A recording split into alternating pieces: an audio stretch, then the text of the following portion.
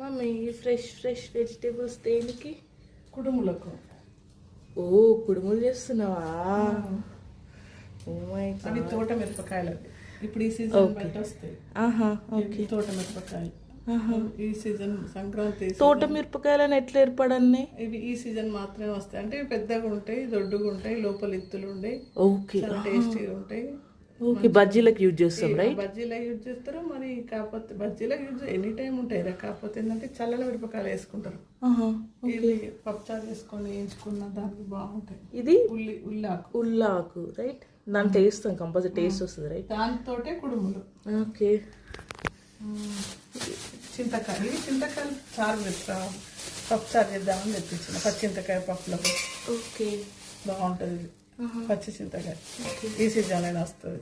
ఇది ఒలుస్తున్నావా? ఇవి అంపకాయ ఒలిచి ఇత్తులు తీసుకోవాలి. ఓకే. సో దీని